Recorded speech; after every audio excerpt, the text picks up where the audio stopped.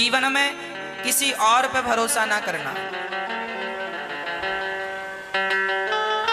भरोसा भगवान पे हो, क्योंकि मारने वाला है भगवान, बचाने वाला है भगवान, मारने वाला है भगवान, बचाने वाला है भगवान। बाल नवा का होता उसका,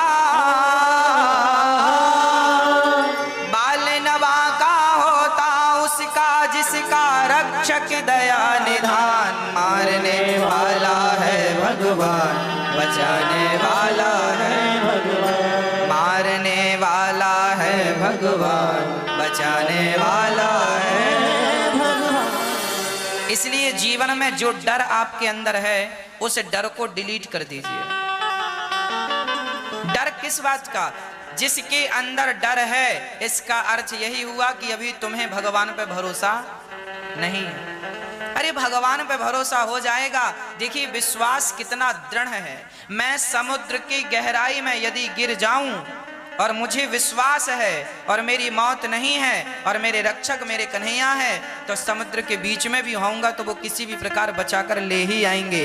और यदि यदि यदि विश्वास नहीं है भगवान के चरणों में, तो लोग कितनी भी सुरक्षा में रहें, कितने भी सुरक्षा के घेरे में रहें, जब मौत आती है तो बचाता कौन है? कोई नहीं बचा सकता। इसलिए जमाने के लोगों पर विश्वास ना करके भगवान के चरणों में विश्वास कीजिए। कहां विश्वास हो? यदि आप सुरक्षा कर्मी रख लें तो आपको लगेगा अब मैं सुरक्षित, अब तो मैं मरूंगा ही नहीं। तो क्या इंदिरा गांधी से ज्यादा भी सुरक्षा कर्मी आप रख सकते हैं? हाँ, आपकी सुरक्षा में कितने भी सुरक्षा कर्मी हो, पर मौत आएगी तो मरना पड़ेगा। और यदि विश्वास भगवान के चरणों में है तो जंगल में अकेले घूमते रहो, बाल भी वहां का कोई नहीं कर सकता, यदि विश्वास भगवान के चरणों में है तो। इसलिए हम इंसानों पर विश्वास ना करें। तुम हमारी क्या सुरक्षा करोगे? हाँ, हमारी सुरक्षा तो हमारे कन्हैया करेंगे। क्या द्रौपदी के 5 पति क्या कम बलवान थे? द्रौपदी के तो 5 सुरक्षा कर्मी थे, 5 पति, 5 रक्षक थे, और वो भी एक से बढ़ के एक धुरंधर। लेकिन जब साड़ी खिंची तो 5 में से एक भी खड़ा नहीं हुआ। हमारे पास कितना भी बल हो, वो बल किसी काम का नहीं, बल तो भगवान का। इसलिए एक भरोसे एक बल, भगवान का बल ही सबसे बड़ा बल है, बाकी दुनिया का बल कोई बल ही नहीं है। एक भरोसे एक बल, एक आस, आस भगवान के चरणों में, मेरा सहारा केवल कृष्ण है। एक भरोसे एक बल, एक आस विश्वास। मैंने तो भगवान के चरणों के सिवा कभी कहीं विश्वास किया ही नहीं, और ना मुझे जरूरत पड़ी कभी। जब तुम्हारा सच्चा विश्वास भगवान के चरणों में होगा तो बाल भी वहां का कोई नहीं कर सकता। सच्ची कहता हूं, आपके साथ कोई धोखा भी नहीं कर सकता।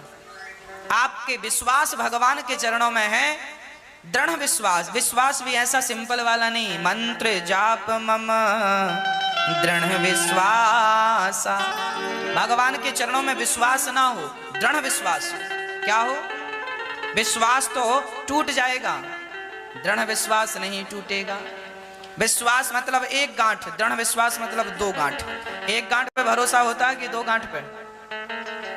कुएं में बाल्टी आप उतारते हैं या आप कुछ भी बांधते हैं तो एक गांठ, एक में नहीं काम चलता, दूसरी लगाते हैं। दृढ़ विश्वास, भगवान के चरणों को एक हाथ से नहीं पकड़ना, दोनों हाथ से कस के पकड़ना है, ताकि भगवान छुड़ा कर जाएं तो भगवान जा भी ना सके, इतने कस के पकड़ना है हमें।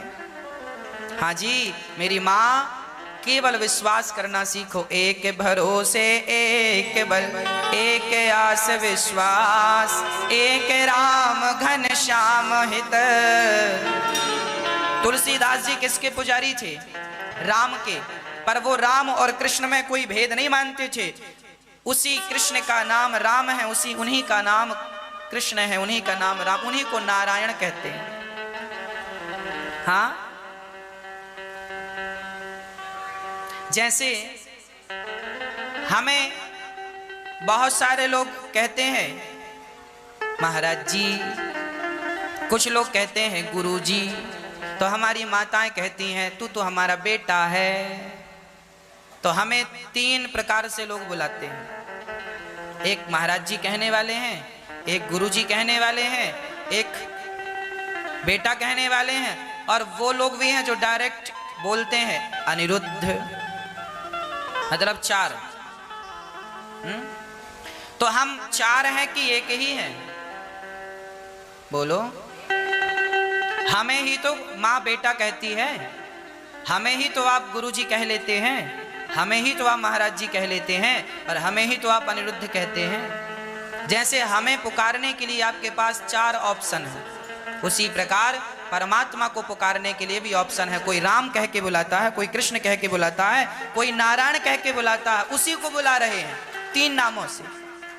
उसी को कोई जगन्नाथ कह के बुला रहा है, हे जगन्नाथ जी। उसी को कोई द्वारिकाधीश जी कह, हे द्वारिकाधीश जी, वही है। उसी को कोई सांवरिया सेठ कहता है, उसी को कोई श्रीनाथ जी कहता है, उसी को कोई गिरिवरधारी कहता है, उसी को कोई रघुनंदन रघुनाथ कहता है, उसी को कोई नारायण कहता है। इसलिए आपकी जाकी रही भावना जैसी, प्रभु मूरत देखे दिन तैसी। जिस भाव से आप पुकारते हैं, भगवान आपके लिए वही आकार, वही अवतार, वही रूप लेकर सामने खड़े हो जाते हैं। तो भगवान विश्वास से मिलते हैं, इसलिए दृढ़ विश्वास कर लीजिए। इस दुनिया में ऐसा कोई नहीं है जिस पे हम विश्वास करें। आपकी नजर में कौन है जो विश्वास के योग्य है? बताओ। बोलो मेरी माँ। आपने अपने बेटे पर विश्वास किया था, टूट गया कि नहीं? हाँ या ना? आज नहीं टूटा तो कल टूट जाएगा, टूटेगा, कन्फर्म है ये। इस सच्चाई को नकारा ना करो, इस सच्चाइयों को स्वीकार किया करो। आपने विश्वास पत्नी पे किया तो पत्नी बीच रास्ते में छोड़कर चली गई, अर्थात भगवान के घर से धार गई। हाँ, छोड़ गई कि नहीं? पति पे विश्वास किया था, रास्ते में छोड़ के चला गया कि नहीं? अब अकेली हो, अकेले रहती हो, अकेले परिवार का पोषण करती हो। संसार पर विश्वास किया था, सब एक एक से छोड़कर चले जा रहे हैं। माताओं ने पुत्रों पर विश्वास किया था, पर बहुत सारे पुत्र अपनी माँओं का विश्वास तोड़ते चले जा रहे हैं। सच्ची बता रहा हूं मेरी माँ, इस धरती पे ऐसा कोई नहीं है जो आपके विश्वास पे खरा उतर सके। और कोई होए तो नाम बताओ, कह दो नाम।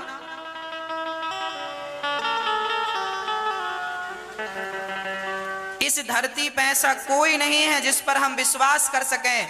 सब हमारा विश्वास तोड़ देते हैं एक ना एक दिन। इसलिए कहता हूं, कान खोलकर सुनना मेरी माँ, संसार के लोगों पे विश्वास ही ना करना। सीधा विश्वास अभी से आदत बनाओ, केवल भगवान के चरणों में विश्वास हो। प्रभु आप हमारे हैं, सब छोड़ जाएंगे पर आप नहीं छोड़ेंगे। इसलिए अभी से भगवान के चरणों में दृढ़ विश्वास। वो आपके हैं, वो असली माता पिता हैं आपके। एक बार भगवान से कह दो, हे नाथ मैं आपको कभी भूलूं नहीं।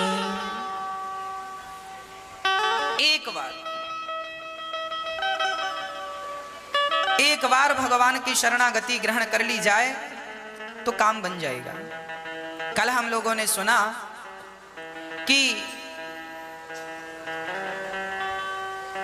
अच्छा, भगवान हमें सुख दें या दुख दें, हमें सब में राजी रहना चाहिए। एक मैया बोली, गुरुजी हमने तो भगवान पे बहुत विश्वास किया था, पर हमारा तो भाई चला गया, भाई गया। तो किसी ने कहा, महाराज हमने विश्वास बहुत किया था, हमारा तो पति चला गया। तो किसी ने कहा, गुरुजी हमने बहुत विश्वास किया था, हमारा पिता छोड़कर चला गया। अच्छा ये बताओ, मुझे ये बताओ, आप भगवान के चरणों में विश्वास रखेंगे तो क्या इस विश्वास का मूल्य आप ये चाहते हैं कि आपके घर में कोई मरे ना? बोलो। आप मतलब विश्वास करते हैं ना, तो उस विश्वास का मूल्य वसूलते हैं भगवान से। हे भगवान हमारे घर में कोई मरना नहीं चाहिए। और कोई मर जाता है, आप किसी का पति मर गया, किसी की पत्नी, किसी की माँ, किसी का बेटा, किसी का पिता मर गया, लोग परेशान, अब भगवान की पूजा नहीं करेंगे, अब भगवान को नहीं मानेंगे, हमने तो इतना विश्वास किया, इतनी पूजा की और हमारी तो माँ मर गई, हमारे तो पिताजी चले गए, हमारा तो भलाना मर गया। तो क्या आपने पूजा इसलिए की थी कि कोई मरे ना आपके घर में? तो बताओ क्या ये पॉसिबल है, संभव है? कोई ना मरे ये संभव है? अरे मेरी माँ, ये प्रकृति का नियम है, जो आया है जाना पड़ेगा। एक दिन आपके पिता भी मरेंगे, एक दिन आपकी माँ भी मरेगी, एक दिन आपका परिवार भी मरेगा, एक दिन आपका भी नंबर आएगा। हम सबको ही जाना है। इसलिए भगवान में विश्वास करो, इसलिए नहीं कि कोई ना मरे, इसलिए कि हे प्रभु आपके चरणों में विश्वास है कि हमारा अपना जो गया है वो सीधे आपके धाम में ही पहुंचेगा, और जब हम आए तो अपने चरणों में बुलाइएगा।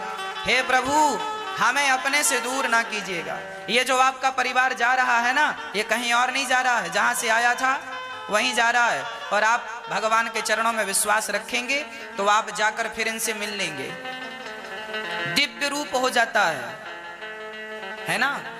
जैसे कश्मीर में कोई रहने लगे तो आदमी गोरा हो जाता है, और दक्षिण भारत में रहने लग जाए तो काला हो जाता है। सही बोल रहा हूं कि गलत? काले आदमी को कश्मीर भेज दो, गोरा हो जाएगा। सही है? हाँ बोलो या ना बोलो। जिसको गोरा होना हो कश्मीर जाए, और जिसको काला होना हो दक्षिण भारत चला जाए। हाँ, कहने का तात्पर्य यह है कि कश्मीर में अधिकाधिक लोग गोरे होते हैं, सुंदर होते हैं। कारण क्या है? मौसम ठंडा है, बर्फ ज्यादा है, इसलिए वहां गोरे लोग होते हैं। हमारे भारत की बात कर रहा हूं। दक्षिण में धूप ज्यादा है, गर्मी ज्यादा है, अधिकाधिक गर्मी पड़ने के कारण लोग काले हो जाते हैं। ठीक बात है। अब मैं आपको यह समझाना चाहता हूं कि कश्मीर में गोरे और यहाँ पे काले होते हैं, और भगवान के घर जब जाते हैं हम लोग तो भगवान के शरीर में भी हमारा दिव्य स्वरूप हो जाता है, वहां भी भगवान हमारे को दिव्य स्वरूप प्रदान करते हैं, और जो आप चाहते हैं भगवान वहां आपको देते हैं। परंतु उसके लिए आपको भगवान के चरणों में प्रीति करना पड़ेगा। भगवान जैसे रखें वैसे रह लो, जैसे रखे राम जी रहना चाहिए, और सीताराम सीताराम कहना चाहिए। जैसे रखे राम जी रहना चाहिए। इसलिए जो भगवान दें, तेरे फूलों से भी प्यार, तेरे कांटों से भी प्यार। भगवान फूलों में रखे या ये जिंदगी की डोर सौंप हाथ दीनानाथ के। इसका अर्थ समझ में आया? जिंदगी की डोर सौंप, जैसे अर्जुन ने अपने रथ की डोर भगवान को सौंपी, आप भी सौंप दो। ये जिंदगी की डोर सौंप हाथ दीनानाथ के, महलों में रखे चाहे झोपड़ी में वास दे। भगवान चाहे महलों में रखे, चाहे जैसे रखे राम जी रहना चाहिए। एक आदमी बोला, गुरु जी हम बड़े गरीब हैं। अरे भैया गरीब हो तो गरीबी में भी तो खुश रहा जा सकता है, खुश रहो ना। हाँ तेरे फूलों से भी प्यार। हम तो ज्यादा जिद नहीं करते, जो भगवान देते हैं प्राप्त कर लेते हैं। भगवान सुख दें, सुखी रह लो। भगवान दुख दें, दुख में रह लो। सुख में रहो, दुख में रहो, पर भगवान को भूलो नहीं। बस ये याद कर लो कि भगवान को याद हर हाल में। अरे सुख दुख तो दिन और रात की तरह है। भगवान की भक्ति करने से सुख और दुख का कोई लेना देना नहीं है। अच्छा, सुख दुख क्यों मिलता है? हमने जो पाप किया है उस पाप का फल ही हमें दुख बन के मिलता है। हमने जो पुण्य किया है उस पुण्य का फल हमें सुख बन कर के मिलता है। पाप का फल दुख और पुण्य का फल, बोलो मेरी माँ, पाप का फल आपके जीवन में जितना दुख है वो दुख क्या है? वो आपका दुख आपके ही पापों का फल है। भोग लो, रोते रोते ना भोगो, जरा स्माइल के साथ भोगो। दवाई कड़वी है साहब, खानी तो पड़ेगी, या तो ऐसे ही खा लो या शहद मिला के खाओ। तो आपको दुख भोगना तो पड़ेगा, इसलिए हंसते हंसते भोग लो। हाँ हंसते हंसते कट जाए रस्ते, जिंदगी यूं ही चलती रहे। तेरे फूलों से भी प्यार, तेरे कांटों से भी तो जिंदगी गुजारनी है माँ, हंस के गुजारनी है कि रो के। पति बहुत बुरा है, अब बुरा है तो क्या करोगे? अब रो, सवेरे से शाम तक रो, पति बुरा पति बुरा, तो तुम्हारे रोने से अच्छा हो जाएगा? अरे भैया बुरा है, अब इस हाल में अपने आप को ढाल लो, प्रसन्न रखना रह लो। पत्नी बहुत बुरी है, अब बुरी है तो क्या तुम्हारे रोने से ठीक होगी? समझा भी बहुत दिया, नहीं सुधरी तो अब कोई बात नहीं, हंसते रहा करो, प्रसन्न रहा करो। हाँ, हर परिस्थिति में अपने आप को पॉजिटिव रखा करो, प्रसन्न रखा करो। बेटा अच्छा नहीं है, बहू अच्छी नहीं है, कोई बात नहीं, अच्छी नहीं है, समझा दिया ना, नहीं समझी ना, अब छोड़ दो। और उस हाल में भी, उस माहौल में भी प्रसन्न। जैसे लंका में विभीषण जी रह लिए हैं, ऐसे आप भी अपने घर को लंका समझकर आप विभीषण की तरह गुजारा कर लीजिए, जैसे लंका में विभीषण गुजारा करते थे। हर परिस्थिति में आपको प्रसन्न रहना है। क्या रहना है? हर हाल में। आपकी सास आपको गालियां दे रही है, बस खा लो, रोटियां कम खाओ, थोड़ा गालियां खाना भी सीखो। एक रोटी कम खाओ, थोड़ी सी जगह रखो, गालियां आए भर जाएं, डस्टबिन में डाल दो, खत्म। कल के लिए भी तो खाली करके रखना है, कल फिर मिलेंगी। खाते रहो, गाली खाते रहो। कोई तुम्हें बुरा कहे, सुनते रहो सुनते रहो। जवाब देने से भी कोई फायदा नहीं। किस किस को जवाब देंगे, किस किस के मुंह लगेंगे? इसलिए हर स्थिति में प्रसन्न रहा करो। और ये प्रसन्नता तुम्हें कोई बाहर से नहीं आएगी, ये प्रसन्नता अंदर से आएगी। जैसा हाल है, माहौल है, रहने दीजिए। उस हाल में, उस माहौल में भगवान के चरणों का चिंतन करते हुए, मैं भगवान की हूँ, मैं भगवान का हूँ, भगवान मेरे हैं, बस मेरा तो रिश्ता भगवान से है। ये सब भगवान ने जिम्मेदारियां दी हैं। मेरे कोई पाप होंगे तो लोग मुझे गालियां दे रहे हैं। अच्छा एक बात बता दूं मेरी माँ, मुझे याद आ गई, मुझे बहुत दिन से ये बात बतानी थी, आज याद आई है। अच्छा आपको बता दूं, ध्यान से सुनना।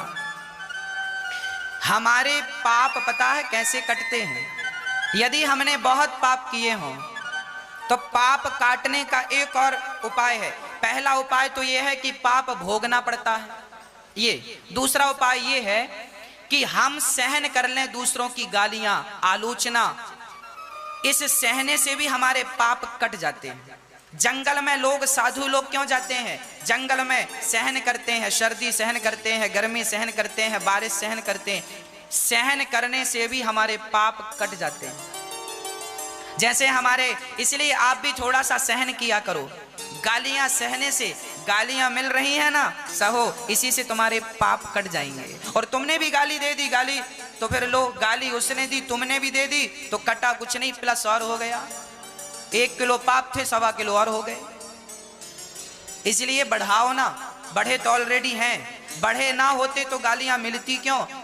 गालियां लोग तुम्हें दे रहे हैं, तुम्हारी सास तुम्हें गालियां दे रही है, मतलब तुमने कभी किसी जन्म में पाप किया होगा, उस पाप का फल है कि आज तुम्हें गालियां मिल रही हैं। सहलो राम जी, तुम्हारे पापों का फल है, अच्छा है, समाप्त हो रहा, कटता जा रहा है। सास का धन्यवाद दो, पांव पकड़ो, सासू मां और गालियां दो, जल्दी खत्म हो पाप। जैसे भगवान चाहें, आप तो भगवान के बन जाओ। भगवान के चरणों में क्या करना चाहिए मेरी मां? समर्पण। अच्छा, ये बात तब समझ में आएगी जब आप समर्पण कर देंगे। जहां समर्पण होता है ना मेरी मां, वहां ये बातें होती हैं कि मैं समर्पण कर दिया, उसके बाद आप मुझे सुख में घास की झोपड़ी में रखो या महलों में, मैं सब में प्रसन्न रहूंगा। कब? जब मैं अपना समर्पण आपके चरणों में करूं। जैसे पत्नी पति के चरणों में समर्पण करती है, विवाह हुआ, शादी हो गई, अब पति घास की झोपड़ी में रहता है तो पत्नी रहेगी कि नहीं? और पति 1 करोड़ के बंगले में रहता है तो पत्नी रहेगी कि नहीं? रहेगी। पति का सुख ही पत्नी का सुख बन जाता है और पति का दुख ही पत्नी का दुख बन जाता है। जैसे एक स्त्री पति के चरणों में समर्पण करके पति के सुख और पति के दुख को अपना सुख दुख मान लेती है, उसी प्रकार भगवान के चरणों में समर्पण करके भगवान के सुख में अपना सुख और भगवान के दुख में अपना दुख मान करके आप अपना जीवन निर्वहन कर लो। भगवान में समर्पण होगा, उसके बाद जैसे वो रखें उनके हिसाब से रहो, अपना हिसाब किताब खत्म कर दो। जैसे स्त्री शादी के पहले अपना हिसाब किताब रखती है, ऐसे रहना है, ऐसे खाना है, ऐसे पहनना है, पर शादी के बाद उसका हिसाब किताब नहीं चलता। शादी के बाद साड़ी ही पहननी पड़ेगी, मतलब ससुराल का जो नियम है उस पर मांग भरनी पड़ेगी, मंगलसूत्र भी और चूड़ी भी और पाँव में पायल और महार इत्यादि श्रृंगार करना ही है, ये जरूरी है। जैसे कि स्त्री समर्पण करती है तो पति की बनकर रह जाती है, पेट उसका होता है पर बच्चा उसके पति के नाम का चलता है। भाई कोई बेटा अपनी माँ का परिचय नहीं देता ना, फलाने का बेटा हूं, बाप का नाम बताता है कि नहीं? बोलो हाँ या ना। किसका नाम चलता है? माँ का के बाप का? बाप का नाम चलता है। पेट में रखा माँ ने, पेट फड़वाया माँ ने, और बाप मौज ले रहा है।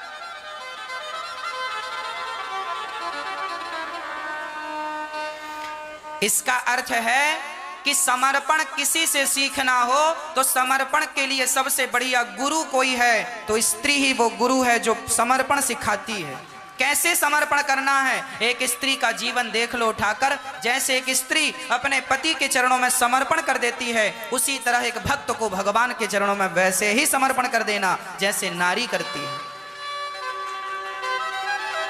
समर्पण का गुरु पत्नी है, पत्नी को गुरु बना लेना चाहिए। समर्पण की शिक्षा यहां से ले लेनी। वही लिखा है, चाहे सुख दे या दुख, चाहे खुशी दे या गम।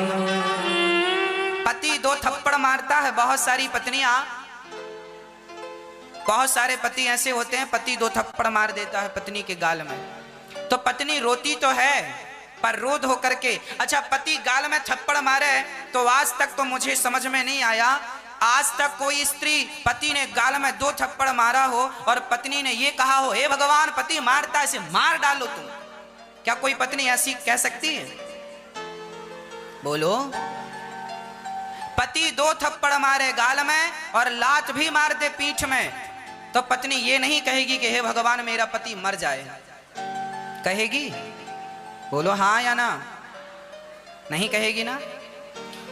पत्नी पति का दिया हुआ दुख सह लेती है, हंसकर सहती है। उसी प्रकार जीवन में यदि कहीं भगवान के द्वारा किसी भी प्रकार से हमें लगता है भगवान ने दुख दिया, भगवान नहीं, हमारे गलत कर्मों के कारण हमें दुख मिलता है और हम कहते हैं भगवान तुमने दुख दिया। चलो दुख मिला है तो सहन कर लो ना, उस दुख को सहन कर लो। कुछ लोग कहते हैं अब हम भगवान की पूजा नहीं करेंगे। इसका अर्थ तो ये हुआ कि पति ने मारा थप्पड़ तो पत्नी बोली मर जाओ, अब तुम्हारी जरूरत नहीं है। भगवान यदि हमें दुख में, सुदामा इतने दुखी थे, पर क्या सुदामा ने भगवान कृष्ण को छोड़ा? किसी हाल में भगवान का चिंतन नहीं छोड़ना चाहिए। बोलिए भक्त वत्सल भगवान की। मनु जी महाराज की 3 बेटी और 1 बेटे की चर्चा कल हमने आपको सुनाई। अब मनु जी महाराज के 2 बेटों में 1 बेटे और हैं, प्रियव्रत। प्रियव्रतो भागवत आत्मा रामः कथम मुने ग्रहे रमत यन्मूलः कर्म बंधा पराभवः। प्रियव्रत जी बड़ी प्रसन्नता से जीवन का निर्वहन करते हैं। विश्वकर्मा की पुत्री वर्हिष्मती से विवाह करते हैं। इनके वंश में हुए हैं ऋषभदेव, जिनके 100 बेटे हुए। ऋषभदेव जी ने अपने पुत्रों को ज्ञान दिया। ज्ञान इतना बढ़िया दिया कि पुत्रों को वैराग्य हो गया, सब छोड़कर 9 तो योगेश्वर हो गए। और ऋषभदेव जी ने भी भगवत चिंतन करके शरीर त्यागा है। स्वयं भगवान के अवतार थे ऋषभदेव भगवान। इनके सबसे बड़े पुत्र का नाम था भरत। भरत जी अपनी प्रजा को पालन कर रहे थे। एक दिन सबको त्याग कर भरत जी गंडकी नदी के तट पर गए और वहां भगवान का चिंतन करने लगे। एक दिन की घटना है, भरत जी ने देखा कि एक मृग का बच्चा पानी में बह रहा था। भरत जी ने उस मृग के बच्चे को बचाकर अपनी कुटिया पर ले आए। मृग के बच्चे को बचाना बुरा नहीं था, पर भरत जी से गलती क्या हो गई, उस बच्चे से प्रेम कर लिया। मेरा मृग है, मेरा है, मेरा। अब तो मृग ही मृग दिखता जहां देखते। उसके लिए घास, उसके लिए भोजन, उसके लिए नहलाना। जो समय भगवान के चिंतन में लगना था वो समय भगवान से निकलकर अब वो चिंतन मृग का चालू हो गया। मेरा मृग, मेरा मृग, मेरा मृग चालू। अंत में क्या हुआ, मृग का चिंतन करते करते भरत जी की मृत्यु हो गई। और यमराज जी ने देखा कि आप मृग का चिंतन करते आए हैं, इसलिए अब आपको मृग की योनि में जाना पड़ेगा। भारत जैसे ज्ञानी को, धीर वीर महापुरुष को आज मृग की योनि मिल गई। क्यों मिल गई मेरी माँ? आप बताओ, मृग की योनि क्यों मिल गई? मैया जी, ओ मैया बताओ, भारत जी को मृग की योनि क्यों मिल गई? क्योंकि मरते समय चिंतन किसका था? मृग का। अंते यामति सागति। इसलिए कहता हूं आप लोग मरते समय बिल्कुल सावधान रहा करो। मैया अभी ही सावधान नहीं हो,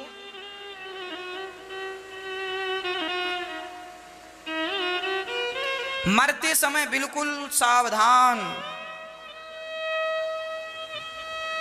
भरत जी का मन मृग में लगा, मृग योनि मिल गई। इसलिए आप लोग जब मरो तो मरते समय सावधान। बेटा बेटी नाती पोता सबसे मन हटाओ धीरे धीरे, ताकि अंत समय मन में केवल भगवान रह जाए, सब कचरा हट जाए। पर आज का आदमी उल्टा है। मरते समय मेरा नाती कहाँ है, मेरा पोता कहाँ है, एक है दूसरा कहाँ है, उसी समय मर गए।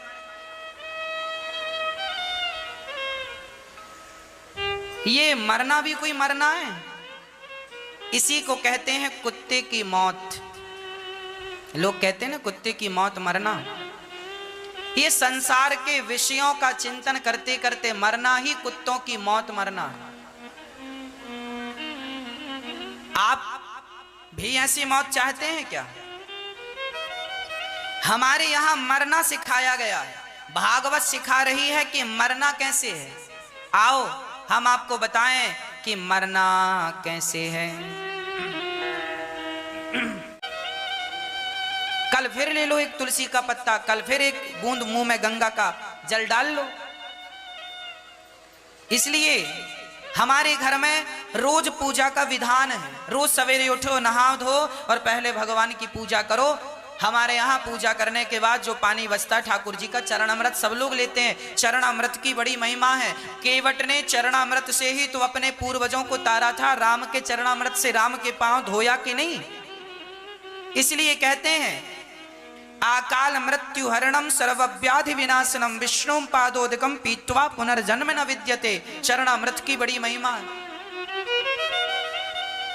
तो आप रोज तुलसी चरणामृत और रोज सवेरे उठकर ही भगवान का चिंतन किया करो। और मरने के पहले धीरे धीरे मन को सबसे हटा लो, सबसे हटाओ। पत्नी से, पति से, पुत्र से, पुत्री से, नाती से, पोता, सबसे।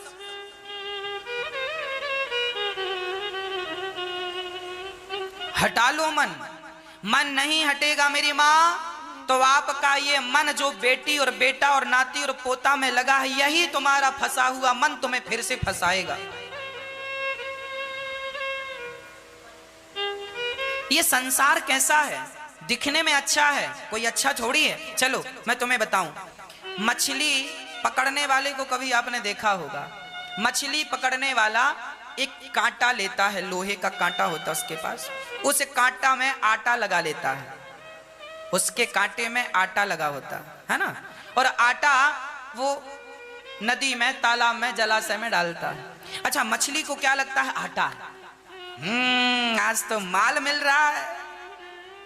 मछली गई, क्या सोचकर गई थी?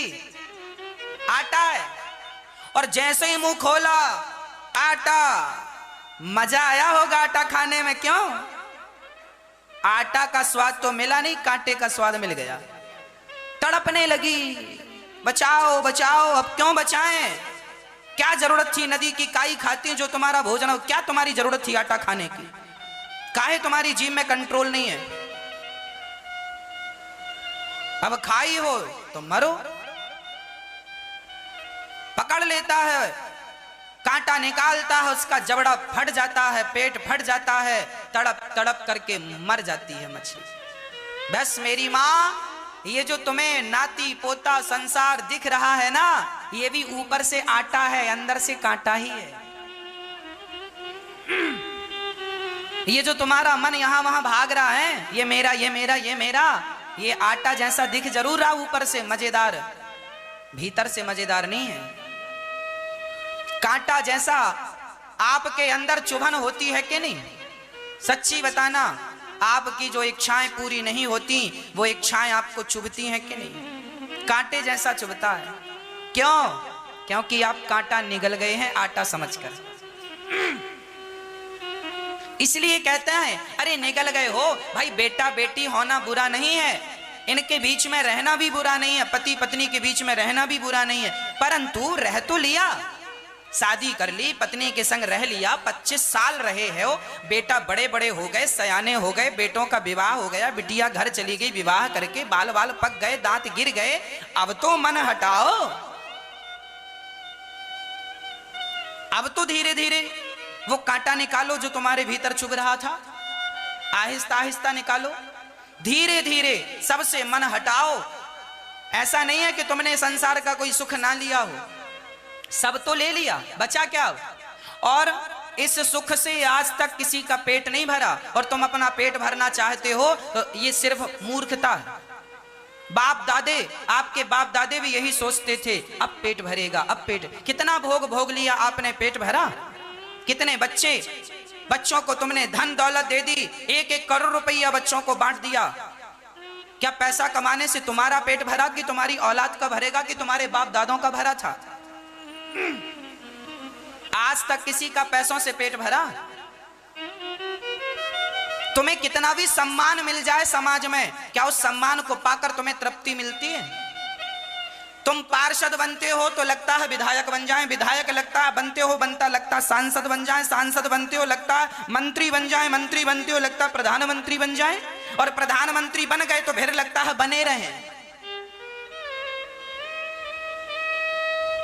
इच्छाएं अनंत हैं, राजा महाराजाओं की पूरी ना हो सकी, तुम्हारी हमारी क्या होंगी? ये इच्छाओं का जो कांटा तुम्हें परेशान कर रहा, जल्दी से निकालो। और इच्छाओं का कांटा निकाल दोगे, उसी दिन शांति का अनुभव कर पाओगे।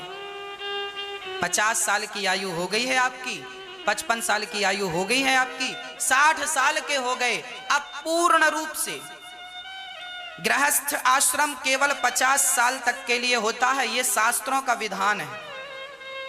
50 साल तक गृहस्थ आश्रम। चलो तुम्हें 10 साल और दिया, 60 साल के हो गए ना, अब तो तुम्हारी बेटी भी ब्याह गई, बेटा भी ब्याह गया, अब क्या काम तुम्हारा? अब भगवान का चिंतन करो, अब मन भगवान में लगाओ, अब नहीं तो कब लगाओगे?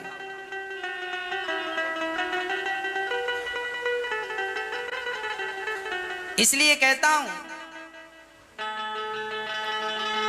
जो हम कह रहे हैं मान लो, मन भगवान में लगाओ। सुबह, दोपहर और शाम 3 ही होता है ना, उसी प्रकार हमारी अवस्था भी 3 है, लड़कपन, जवानी और बुढ़ापा।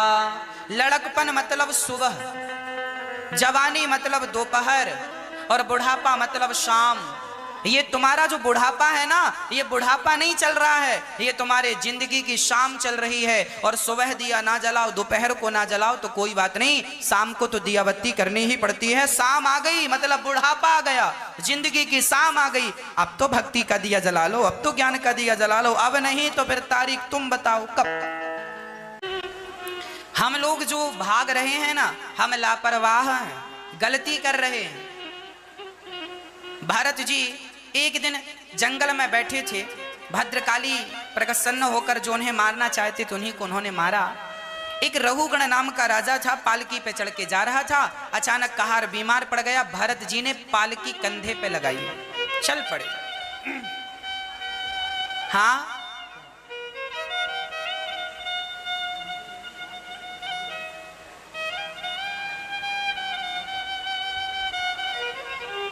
श्री भरत जी सुंदर सा ये शरीर पाते हैं, राजा रघुगण की पालकी पे सवार होते हैं, पालकी कंधे पे धारण करते हैं। जानते हो क्या हुआ? राजा रघुगण जब भरत जी चले तो चींटियां आई रास्ते में, तो वो छलांग लगाए। राजा रघुगण की पालकी बार बार सिर पे टकरा रही थी। रघुगण को एक बार गुस्सा आया, क्यों रे, कौन है ये? कहारों ने कहा महाराज ये। तुरंत पर्दा हटाकर पालकी का रघुगण ने कहा, बड़ा दुबला पतला है, मेरा भार सहन नहीं कर पा रहा। भरत जी को व्यंग वचन बोलता। ये राजा रघुगण कौन है? ये पिछले जन्म का वही मृग था जिस मृग में भरत जी ने मन लगाया था। मृग ने भरत जी की संगत की। भरत एक राजा थे उस समय पे, उस राजा थे, सब छोड़कर जंगल गए थे। तो मृग ने राजा में मन लगाया तो वह मृग इस जन्म में राजा बन गया, और भरत जी ने मृग में मन लगाया था तो वो मृग बन गए। अब भरत जी समझ गए ये मृग ही है। अब भरत जी ने बोला, तेरे कारण पिछली जन्म में गोता खाए, अब तुझे भी बचाएंगे और हम भी बचेंगे। सुन, भरत जी ने कहा, रघुगण ये बताओ, तुम मारने की बात कर रहे हो तो मारोगे किसे? शरीर को मारोगे या फिर आत्मा को मारोगे? अच्छा आप बताइए, मृत्यु किसकी होती है, शरीर की या फिर आत्मा की? आप कौन हैं, शरीर हैं या फिर आत्मा है? हम कौन हैं? आप कौन हैं? हमारा शरीर और हमारी आत्मा ये 2 अलग अलग चीजें हैं। जैसे मोबाइल अलग चीज है और सिम अलग चीज है, उसी प्रकार शरीर मोबाइल सेट की तरह है और आत्मा सिम कार्ड की तरह है। जैसे इतनी सी सिम यदि ना हो तो मोबाइल लाखों का भी है तो उसका उपयोग क्या है? उसी प्रकार शरीर में बहुत सारे फंक्शन हैं, देखने के फंक्शन, सुनने के फंक्शन, ये शरीर का सिस्टम। पर इन सभी को ताकत कौन देता है? आत्मा ना हो तो ये आंख तो होगी, मुर्दे की भी तो आंखें हैं, ऐसे करके देखो, है पर किसी काम की नहीं, क्योंकि उसके भीतर से सिम निकल गई। सिम मतलब आत्मा। तो आप कौन हैं? कौन हैं आप? आप वही हैं जो निकल गए। जब तक आप थे तो आप थे। अच्छा ये क्या है? बोलो जोर से, ये क्या है? ये हाथ है, किसका हाथ है? मेरा। ध्यान से सुनना, आप अपना हाथ उठाओ, ये किसका हाथ है? मेरा। यदि ये हाथ मेरा है, यदि ये हाथ मेरा है, आंख मेरी है, नाक मेरी है, गाल मेरे हैं, गला मेरा है, हृदय मेरा है, पेट मेरी, पीठ मेरी, कमर मेरी, जंघा मेरी, पांव मेरे, तलवे मेरे, उंगली मेरी, सब मेरी है। ये बताओ तुम कौन हो? ये सब तुम्हारे हैं ना? हाथ तुम्हारा है, तुम तो हाथ नहीं हो। आंख तुम्हारी है, तुम तो आंख नहीं हो। इसका अर्थ यही हुआ ना, सामान्य व्यवहार से भी हमारा शरीर हमसे अलग है। हम कहते हैं ये मेरा हाथ है, मेरा हाथ है मतलब मैं इस हाथ से अलग हूं, क्योंकि हाथ नहीं होगा तो भी तो मैं रहूंगा। किसी का हाथ नहीं है फिर भी वो है कि नहीं? किसी का पांव नहीं है, ये मेरा पांव है, पर किसी का पांव नहीं है फिर भी वो है। वो कौन है? आपका शरीर आपकी आत्मा से भिन्न है, परंतु अज्ञानवश सारे लोग यही कहते चले आ रहे हैं मैं शरीर हूं। आपने अपने आप को शरीर मान रखा है, इसलिए आपके जीवन में इतना संकट है, इतना दुख है। आपके ज्ञान के चक्षु जिस दिन खुल जाएंगे उस दिन आपको बोध हो जाएगा कि मैं शरीर नहीं, मैं वह आत्मा हूं जो परमात्मा का स्वरूप है, वह तेजोमय आत्मा हूं। आपका हर अंग आपसे अलग है कि नहीं? ये हाथ मेरा है मतलब मैं अलग हूं ना हाथ से? हाँ या ना? बात समझ में आ रही है? अंदर जा रही है बात? मैं हाथ से अलग हूं। ये शरीर आपका है, माना कि ये शरीर आपका है। आपका है ना? आप कौन है? आपका परिचय क्या है? मैं सिर्फ आत्मा हूं। शरीर 5 चीजों से मिलकर बना है, पृथ्वी जल वायु अग्नि आकाश 5, छिद जल पावक गगन समीरा, पंच रचित अति अधम शरीरा। आत्मा कौन है? चलिए शरीर समझ में आया मैं कौन हूं। शरीर है 5 तत्वों से बना हुआ, अंत में ये 5 में मिल जाता है। जलाते हैं ना लोग, पृथ्वी तत्व पृथ्वी में गया, अग्नि तत्व अग्नि में, जल तत्व जल में, वायु तत्व वायु, आकाश तत्व आकाश में, 5 में गए। अब कौन बचा? अब बचा है, अब बची है आत्मा। और आत्मा कौन है? आत्मा परमात्मा का स्वरूप है, भगवान का स्वरूप। हाँ जी, कैसे? सुनो,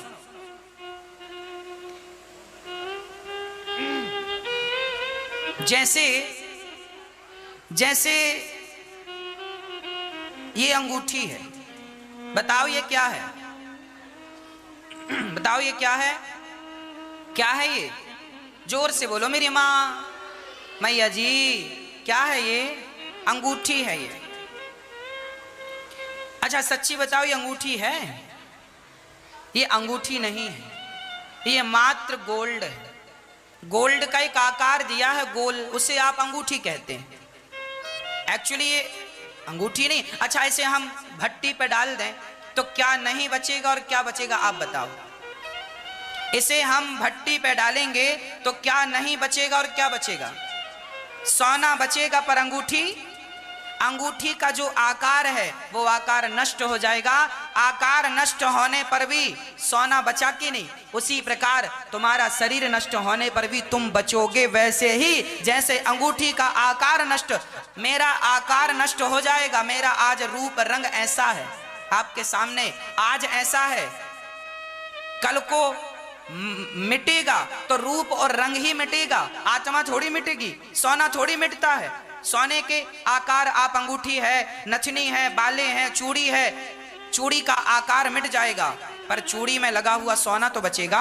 उसी प्रकार हम और आप मिट जाएंगे, पर हमारे और आपके भीतर जो परमात्मा रूपी तत्व आत्मा के रूप में है, हम वही आत्मा है और हम कभी नहीं मरते। अजन्मा है अमर आत्मा, नयनम छिंदंती शस्त्राणि नयनम दहति पावका। इसका सीधा अर्थ यह है, गीता में भगवान कृष्ण कहते हैं हर व्यक्ति प्रत्येक प्राणी अमर है।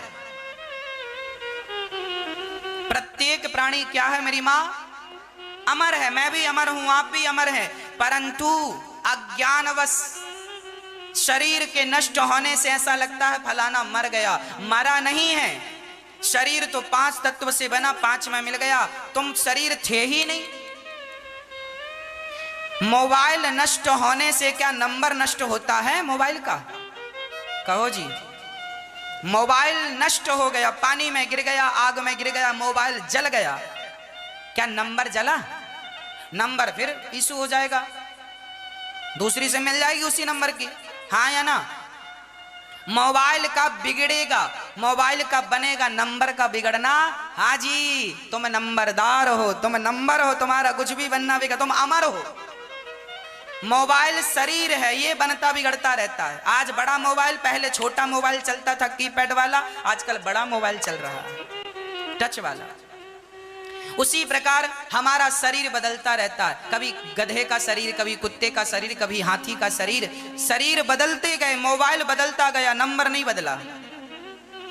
शरीर बदलते गए, आत्मा नहीं बदली। आत्मा तुम कौन हो? तुम आत्मा हो, तुम हर शरीर में जा जाके सबका मजा लेते गए, हाँ। परंतु अज्ञानवश आप अपने आप को मरा हुआ मैं मर गया, मर गया। क्यों मर गए? क्योंकि आपने अपने आप को शरीर मान रखा है। आत्मा माने होते अपने आप को तो आप तो अमर हो कभी। नैनम, ये मैं नहीं कहता, भगवान कृष्ण की वाणी अर्जुन के लिए खुली, अर्जुन से कह रहे हैं, सुन अर्जुन, नैनम छिंदंती शस्त्राणि नैनम दहति पावकः। आत्मा अजन्मा है, अमर है, वासांसि जीर्णानि यथा विहाय। जैसे आप पुराने वस्त्र को त्याग कर नया वस्त्र पहनते हैं, उसी प्रकार आत्मा पुराना शरीर छोड़कर नया शरीर धारण करती है। कोई मरती थोड़ी है, पर अज्ञान वश लगता है मर गए। लो, अभी अज्ञान है तो हम इस अज्ञान का क्या करें?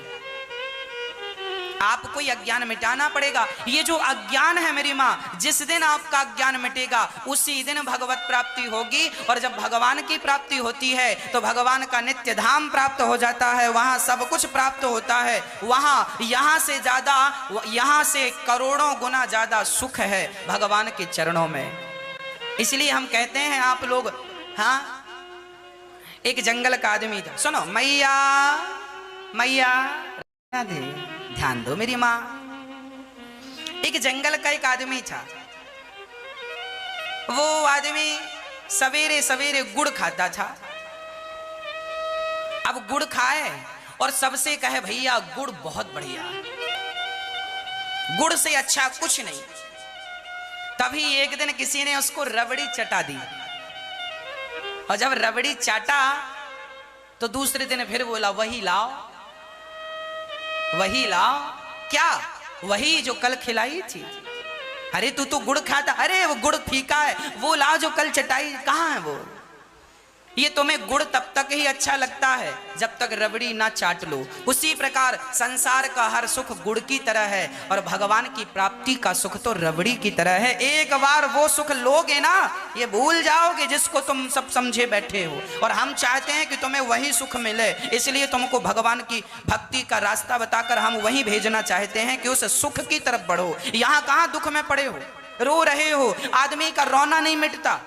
आज देख लो, सबसे पूछकर सब रो रहे हैं। किसी के पास ये दुख, किसी के पास वो दुख, सब परेशान है, क्योंकि आप गुड़ में ही उलझे हुए। हम तो आपको रबड़ी खिला रहे हैं,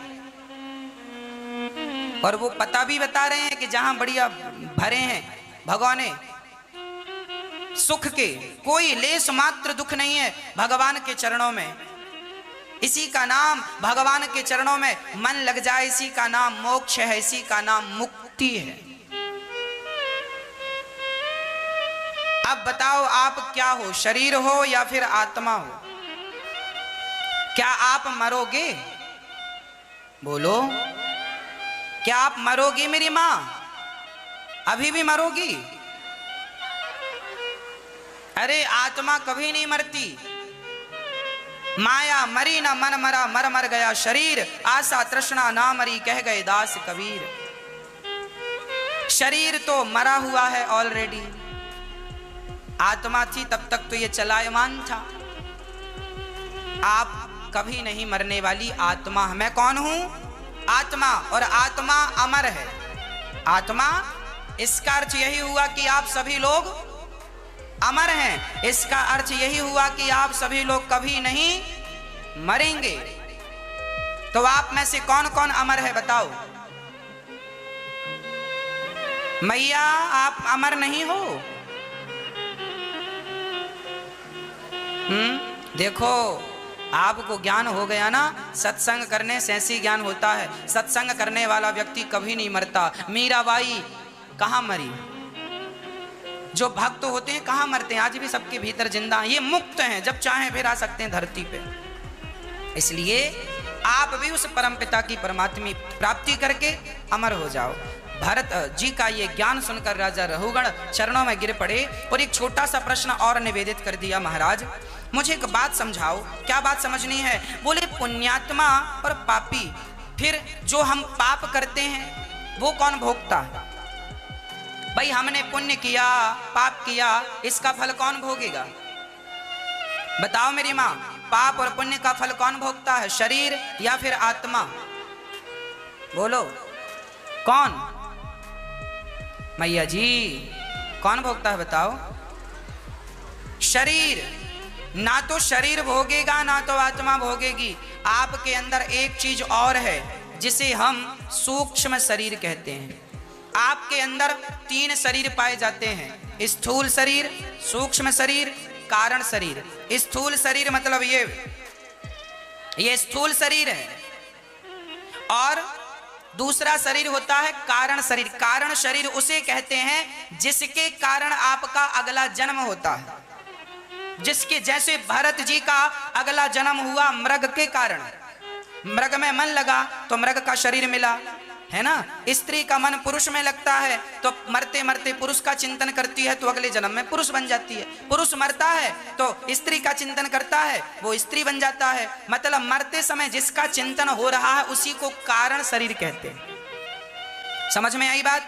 और एक शरीर और होता है जिसे सूक्ष्म शरीर कहते हैं, जिस शरीर से हम सभी सपना देखते हैं। आप और हम सो गए, रात्रि को हमने सपना देखा कि हम हरिद्वार चले गए, गंगा जी नहा रहे हैं, बद्रीनाथ जी गए, ठाकुर जी का दर्शन कर रहे हैं। अरे हमारा शरीर तो बिस्तर पर सोया था और ये गया कौन? कौन गया? सपना देखा ना आपने। सपने में भी एक शरीर मिलता है आपको। सपने में आप भागते हैं, हंसते हैं, रोते हैं, मतलब सपने में भी एक शरीर था आपके पास और एक शरीर बिस्तर पर सो रहा था। 2 शरीर हो गए कि नहीं? हाँ या ना? समझ में आ रही है तो बोलें, और ऊपर से जा रही है तो फिर ना बोलें। एक शरीर बिस्तर पर सोया है, एक से सपना देख रहे हैं। 2 शरीर। एक जो सपना देख रहे हैं उस शरीर का नाम क्या है? बोलो। सूक्ष्म शरीर। और ये बिस्तर पर लेटा है, इसका नाम क्या है? स्थूल शरीर। तो जब हम मरते हैं तो हमारा स्थूल शरीर तो जल जाता है, पर सूक्ष्म शरीर हमारी आत्मा निकलती है और हमारे उसी शरीर पर प्रवेश कर जाती है जिस शरीर से आपने सपना देखा था। वह शरीर कभी नहीं मिटता, कभी नहीं मरता। वह शरीर में आत्मा प्रवेश कर गई और उसके बाद फिर दोनों जन, इस सूक्ष्म शरीर और आत्मा, जब आप गए यमदूत ले गए पकड़ के, यमदूत ले गए। सबसे पहली आपकी मीटिंग भगवान के सामने हुई। भगवान बैठे थे, आपको सामने बिठाया गया। भगवान ने कहा, कहो राम जी यात्रा कैसी रही? 100 साल की, 50 साल की? आप बोले बढ़िया रही। भगवान बोले चलो देख लेते हैं। तो भगवान ने वहां बढ़िया टीवी लगा रखी है। आपने जो पाप पुण्य किए हैं ना वो सब भगवान रिकॉर्ड करते हैं। मोबाइल में हर चीज रिकॉर्ड करने के लिए मेमोरी कार्ड होता है। उसी प्रकार तुम्हारा मन मेमोरी कार्ड है। वह सूक्ष्म शरीर तुम्हारा मेमोरी कार्ड था, सब रिकॉर्ड करता गया, तुम्हारे पाप, तुम्हारे पुण्य, तुम्हारी अच्छाई, तुम्हारी बुराई। और भगवान ने अपने कंप्यूटर में कॉपी करके अपने टीवी में पेन ड्राइव लगाई और आपने जन्म से लेके मृत्यु तक जो जो किया है भगवान बगल में बैठ के देखते, देख तुझे भेजा था परोपकार करने के लिए और तू गला दबा रहा है। तुझे भेजा था दूसरों की थालियों में रोटी डालने के लिए और तू रोटियां छीन रहा है। और तू कथा सुनने गया था, चप्पल जूते चुरा के ले आया,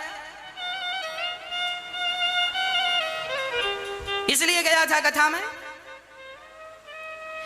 भगवान, अच्छा जिस माँ ने तुझे पाल पोस के बड़ा किया उसी माँ को तूने निकाल दिया। भगवान के पास पूरी रिकॉर्डिंग होती है। देख तूने माँ को निकाला, देख तूने माँ को तड़पाया, देख तूने अपनी सास को क्या व्यवहार किया, देख तूने अपनी बहू के साथ क्या व्यवहार किया।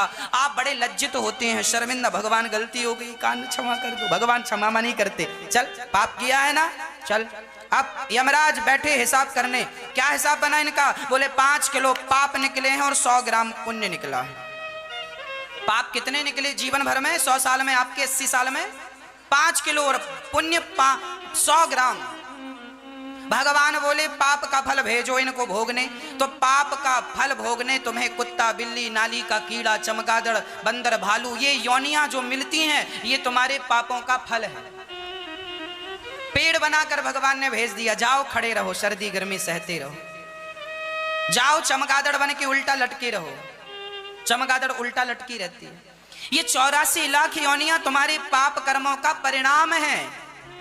जब 84 लाख योनियां भोग कर तुम वापस जाओगे, भगवान बोले आ गए, हो गई साफ सफाई? हाँ हाँ हो गई। अब 100 ग्राम पुण्य बचा है, उसका क्या करेंगे? 100 ग्राम पुण्य के बल पर भगवान कहते हैं जाओ, तुम्हें एक अवसर और देते हैं हम मनुष्य बना करके। जाओ, मनुष्य बनाकर तुम्हें भेज दिया धरती पे, अब जाओ अच्छे अच्छे कर्म करना और फिर मेरी शरण में आकर मोक्ष प्राप्त करना, मुक्ति पा लेना, मतलब उस दुख से बच जाना 84 के चक्कर से। और मुक्ति ना पाना मतलब 84 के चक्कर में पुनरपि जननम पुनरपि मरणम पुनरपि जननी जठरे शयनम। भज गोविंदम गोविंदम भज मूढ़ मते। भगवान का भजन करो तो बचोगे, नहीं तो उलझे रह जाओगे। फिर जन्म फिर मृत्यु, फिर जन्म फिर मृत्यु, फिर जन्म फिर। इसलिए भगवान ने 100 ग्राम पुण्य देकर आपको भेजा। ये जो तुम्हारा मनुष्य का तन है मेरी माँ, ये सोने के लिए नहीं दिया। हाँ, सो रहे हो खर्राटे देके। ये मनुष्य का तन तुम्हें तपाने के लिए, भगवत प्राप्ति के लिए, भगवान को याद करने के लिए दिया है। अभी समझ लो हमारी बात, कल समझ में आएगी तब कुछ कर भी नहीं। अभी तो मौका है सब कर अपना, कहते हैं अपना लोक परलोक सुधार लो। कल को जब अक्कल आएगी तब तक समय बीत चुका होगा। एक पिता ने अपने बेटे को बाजार भेजा 100 रुपए देकर। हाँ मैया जी, ओ मेरी माँ ध्यान से सुन रही हो ना। एक पिता ने अपने बेटे को 100 रुपए देकर बाजार भेजा। कहा जाओ ताजे ताजे फल आ गए हैं बाजार में, लेकर आओ। चले, एक बेटा 100 रुपए लेकर बाजार में आया। अभी वो बाजार में पहुंचा ही था कि वहां एक मंदारी बंदर को नचा रहा था। नाच बंदर नाच, ससुराल जाएगा तो कहाँ बैठेगा? वो बैठ के बताता, जमीन पे नहीं बैठूंगा, फट्टी पे बैठूंगा, चटाई पे बैठूंगा। कैसे जाएगा? गाड़ी से चलता है, ऐसे जाऊंगा। ये आदमी जो पिता ने भेजा 100 रुपए देकर, ये बंदर का खेल देखने लगा और देखने में इतना मस्त हो गया कि समय बीत गया पता नहीं चला। और जब खेल पूरा हुआ तो बंदर ने कटोरा उठाया, भैया पेट के लिए दे दो दे दो। तो इसके पास 100 रुपए थे, इसे बड़ा मजा आया ना खेल में, तो पूरे 100 रुपए इसने दे दिए। मंदारी चला गया। जब मंदारी गया, इसे याद आई कि पिता ने बाजार भेजा था 100 रुपए दे के, और 100 रुपए तो खर्च हो गए। जब तक दुकान गया, बाजार गया कुछ लेने, दुकानें बंद हो गई। वापस घर आया, पिता ने कहा क्यों? सामान लेने भेजा था, सामान मिला? पिताजी दुकानें बंद हो गई। अरे मैंने तो समय से भेजा था। पिताजी मैं मंदारी का खेल देखने लगा। चल कोई बात नहीं, पैसे वापस कर। सामान भी नहीं लाया और पैसे भी खर्च हो गए। ये कहानी समझ में आई हो तो इसका अर्थ समझा दूं। आ गई? सुनो। एक पिता ने